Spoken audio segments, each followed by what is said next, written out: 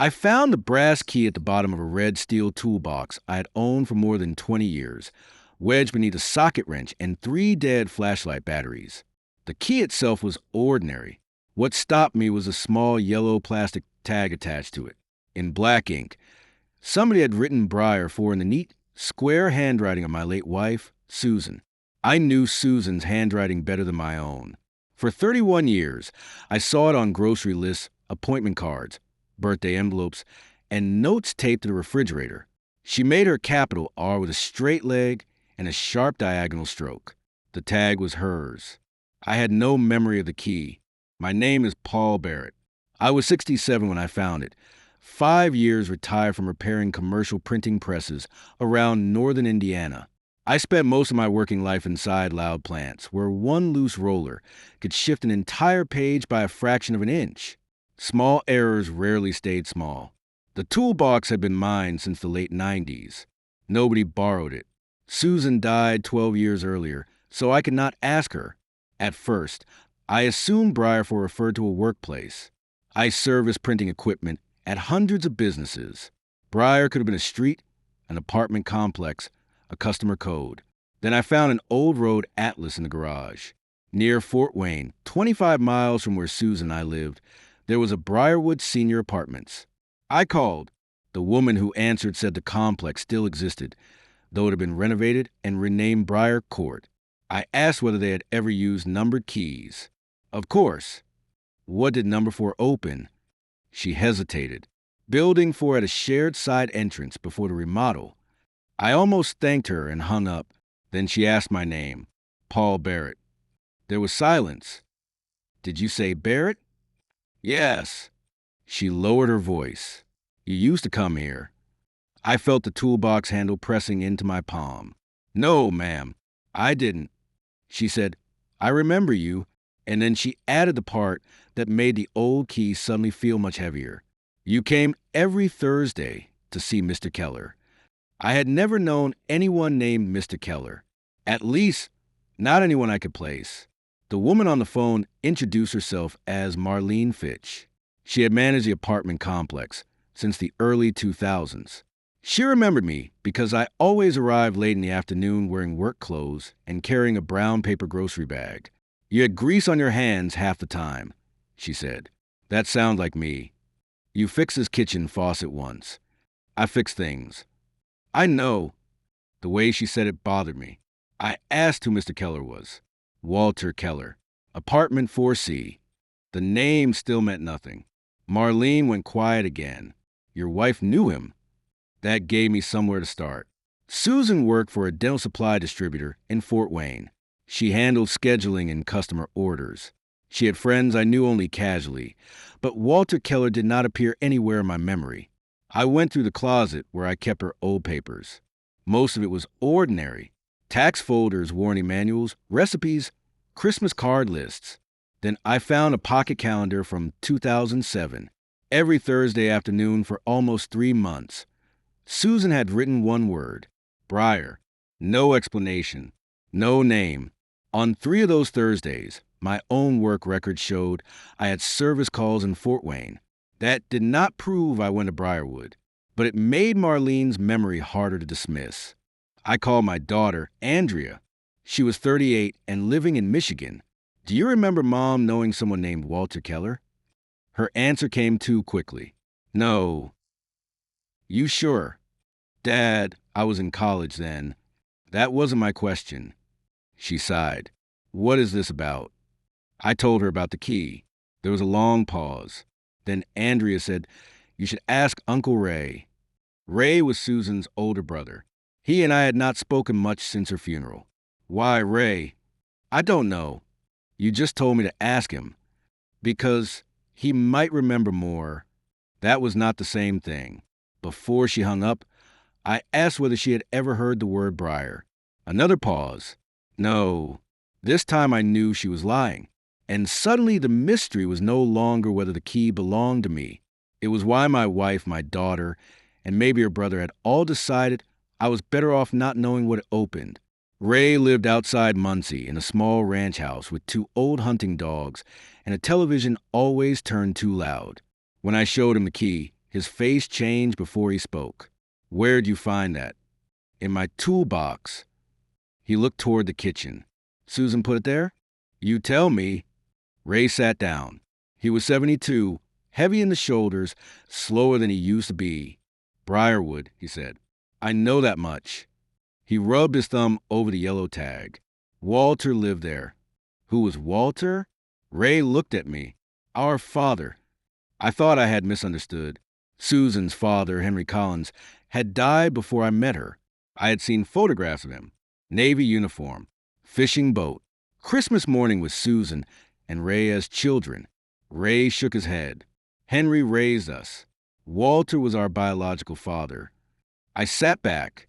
Susan had never told me she had another father. Ray explained that their mother had been briefly married to Walter Keller before meeting Henry.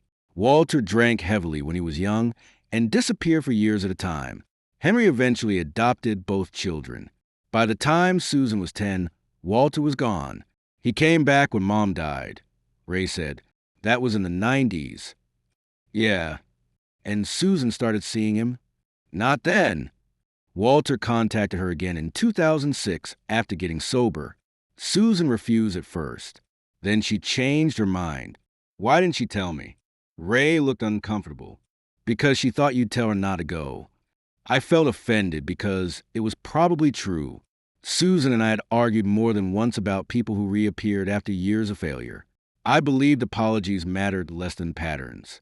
So she visited him behind my back. "Yes." "And somehow I got involved?" Ray did not answer. I showed him Marlene's statement that I came every Thursday. He stared at the key. "Paul, you really remember?" "No, you drove her there." I shook my head. "Not possible." Ray said, "You didn't know he was her father." That stopped me. According to Ray, Susan told me Walter was a retired customer from work who needed occasional help. I had not gone there to see a stranger. I had gone there because Susan asked me to. The key had genuinely belonged to me. I just had not known what access it really gave me. Once Ray said it, pieces started coming back. Not Walter, the apartment. A narrow hallway that smelled like boiled cabbage and floor wax. A man with thick white hair who wore plaid shirts buttoned all the way to the collar. I remembered fixing a loose cabinet hinge. I remembered bringing soup once because Susan said he had the flu. I remembered sitting at a small kitchen table while a baseball game played quietly in the living room. What I did not remember was his name. Susan called him Mr. Keller around me. He called me Paul. I never asked why an old customer had become so important to my wife. That bothered me. Not because Susan lied, because apparently I had been willing not to look closely. Marlene confirmed more when I visited Briar Court. The buildings had new siding and brighter doors, but the layout was the same. She walked me to the side entrance of what used to be Building 4. "The brass key opened this door," she said. "Residents trusted a few regular visitors with copies. You had one." "Who gave it to me?" "Mr. Keller." "Not Susan." Marlene shook her head. "He liked you." That felt almost absurd. "He barely knew me." "He knew more about you than you knew about him." Inside the lobby, Marlene showed me an old maintenance log she had kept for reference. My name appeared beside a note from March of 2007. Paul Barrett replaced loose stair rail. No charge. My handwriting appeared below it. "Glad to help." I had written those words. There was no question anymore. I had been there. I had used the key. The first truth was simpler and stranger than I expected. Susan had not secretly excluded me from Walter's life. She had deliberately brought me into it. She simply hid who he was. On the drive home, that felt worse. She had allowed me to spend months helping her father while denying me the chance to understand what I was helping with. I began imagining every Thursday differently. Every quiet conversation between them. Every time I stepped out to my truck. I assumed they had been sharing a family relationship behind my back. Then Marlene called the next morning. "Paul," she said, "there's something you should know." "What?" Walter wasn't the one Susan was trying to protect. Marlene remembered the afternoon everything changed. Walter had fallen in his apartment. Nothing serious. A bruised hip and a cut on his arm. Marlene called Susan because her number was on the emergency sheet. Susan arrived first. I came later. You were angry, Marlene said. At Walter? No, at Susan. I asked why. She thought I already knew. That was becoming a pattern. I went back to Ray. This time, he told me the part he had avoided. Susan had not begun seeing Walter simply because he got sober. She was seeing him because Ray had refused. Their father had contacted both of them. Ray sent his letter back unopened. Susan met Walter once, intending to tell him never to call again. Instead, she found an old man living alone, sober for more than a decade, with arthritis in both hands and no expectation that she would forgive him. He never asked her to call him Dad. Ray said, "What did he ask for?" Nothing. That made it harder. Susan kept returning because she could not decide whether leaving him alone was justice or cruelty. Eventually, she told me only enough to get help with practical things. Then Walter fell. At the hospital, Susan finally admitted who he was. That was the argument Marlene remembered. I began remembering pieces of that too. A waiting room. Susan crying. Me saying, "You let me walk into this blind." She replied, "Because if I told you first, you would have made me choose before I knew what I wanted." That sentence returned with painful clarity. I told her she had used me. She said, "Maybe I did." Then I said something worse. "If Ray was smart enough to stay away, maybe you should have been too." I remembered leaving the hospital. What happened afterward was still unclear. According to Ray, Susan continued visiting Walter for another month, then abruptly stopped. Walter moved away soon after. I assumed she finally accepted my advice. That belief sat comfortably in my memory for years. But when I looked again at the yellow key tag, I noticed something I had ignored. Susan had written Briar for, not Walter, not Dad. She had labeled it only by the door it opened, as if she expected me to decide for myself what waited on the other side. Andrea finally admitted she remembered Briarwood. She had been 20 when Susan took her there. "Mom made me promise not to tell you," she said. I felt anger rise again. Everybody had a promise, except me. That isn't fair. Probably not. Andrea met Walter twice. She liked him more than she expected. That scared Susan. Why? Because Mom thought she was replacing Grandpa Henry. That had never occurred to me. Henry Collins was a father Susan loved. He taught her to drive. He paid for college. He walked her down the aisle. Walter was simply the man who disappeared before Henry arrived. Susan's conflict was not whether Walter deserved forgiveness. It was whether forgiving him betrayed the man who had raised her. That's why she stopped seeing him. I asked. No. Andrea hesitated. She stopped because of you. I closed my eyes. Of course. Then Andrea corrected herself. Not the way you think. After our argument at the hospital, Susan expected me to refuse any further involvement. Instead, 3 days later, I went back to Briarwood alone. I stared at the phone. No. Yes. Why? You wanted to talk to Walter. I had no memory of that visit, not because of illness or injury, because I had never attached importance to it afterward. Andrea said Susan told her what happened. I confronted Walter about abandoning his children. I expected excuses. He did not give me any. He told me he had been selfish, drunk, ashamed, and afraid that returning would damage the lives Susan and Ray had built without him. Then he said Susan deserved the right to hate him without having to care for him. I drove home and told Susan something I had forgotten completely. You don't owe him a relationship, but if you want one, don't make your decision because of me. That was why the key belonged to me. Walter gave it to me after that conversation, not because I was his caretaker, because he trusted me to let Susan choose. The realization should have made me feel better. Instead, it exposed the next question. If I had finally stepped aside, why had Susan stopped visiting him anyway? Ray knew the answer. He had kept it from me because Susan asked him to. Walter left Briarwood in late spring of 2007, and moved to a small apartment near Lafayette. He did not move because Susan rejected him. He moved because Ray finally agreed to see him. One meeting. That was all. Ray drove to Briarwood expecting anger. Instead, Walter apologized. Ray told him forgiveness was not possible. Walter said, "I understand." Then Ray asked him not to contact Susan again. I stared at him. "You did what?" She was tearing herself apart. "That wasn't your decision." No. Ray did not defend himself. He explained that Susan had started visiting Walter 3 or 4 times a week after his fall. She handled groceries, appointments, laundry. Walter hated it.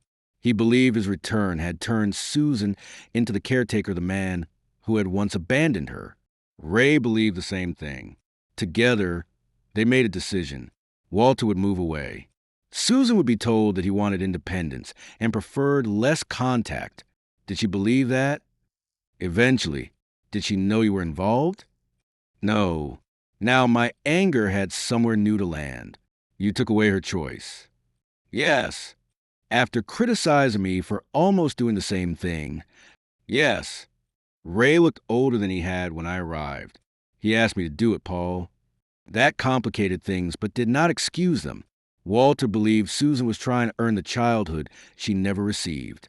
Every visit became another chance to prove she was not like him. He thought leaving was the only gift he had left to give. Ray agreed because watching Susan exhaust herself made him afraid. They did not tell me because Walter assumed I would stop them. He was right. I would have. The brass key remained with me after he moved. Susan thought Walter had taken back every copy. Ray thought mine had been lost. But Walter had placed it in my toolbox during his final visit to our house. He wanted me to find it later. I asked Ray, "How much later?" He said, "After Susan could look at it without feeling responsible." That day never came.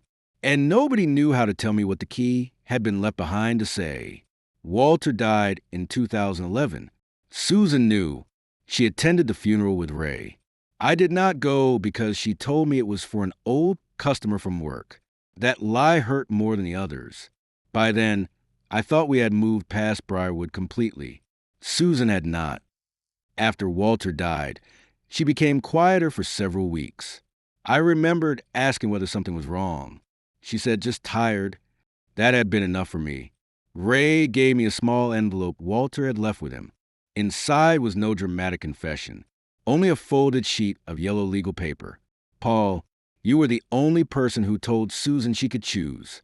I did not deserve that from you. I gave you the side door key because you never came through that door without knocking anyway.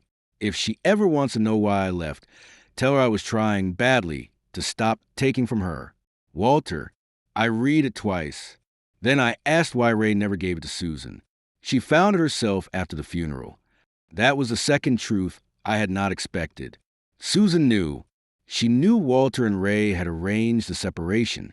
She knew Walter left partly to free her from caring for him. She also knew I had gone back to Briarwood alone and defended her right to choose.